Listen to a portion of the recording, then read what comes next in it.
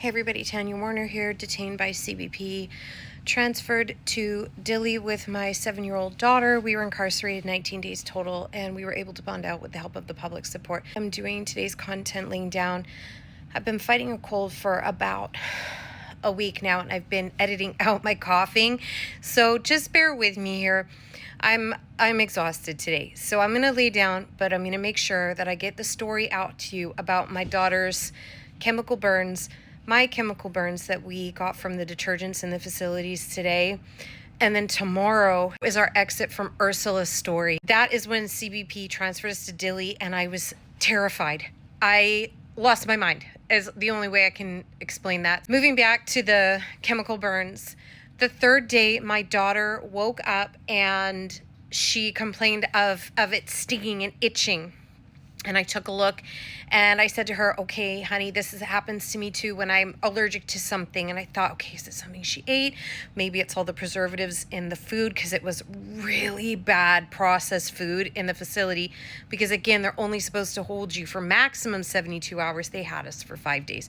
The third day, so about 72 hours in, she developed this rash, and it just went everywhere. It started going down her calves, up her thighs. I'm going to show you the pictures here so you guys can see.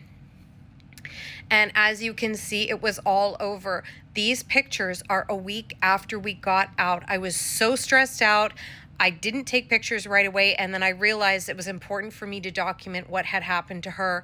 Sadly, in the facility, I was not able to take pictures, and the medical staff did not take pictures.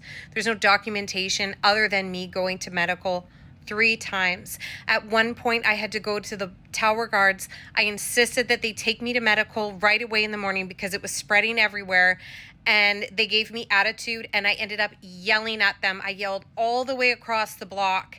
I have a very loud voice because I was feeling like my daughter was being neglected and abused. This was neglect. They were giving her antihistamines, calamine lotion. I kept telling them that she was going to need a hydrocortisone. At one point, the medic told me that she wanted to give allopurinol orally, and that's a hardcore oral steroid. I was not comfortable with that. It just escalated from there, and that was when I started to have a meltdown, was after 3 days of my daughter struggling with this horrible rash all over her leg. My rash didn't show up until the end of our stay at the Dili facility because I'm older and my skin is stronger, not as delicate. I was able to fight it for longer, but because my skin and my daughter's skin is similar, I did eventually erupt in a rash as well. Ayla's rash lasted all the way through our 14 days at Dili. I had to fight to get her treatment. It took about a month for Ayla's rash to heal. I have it documented, took her to the doctor, and I have her clothes in a bag. I'm going to get a sample, send it to a lab so that we can see what chemicals were on her skin and at what level. Please like, follow, share, subscribe. Please donate $5 or $10 to our GoFundMe. We have $14,000 in legal fees to pay. Your support means everything to us. Thank you so very much for being here. Stay tuned for the exit from Ursula.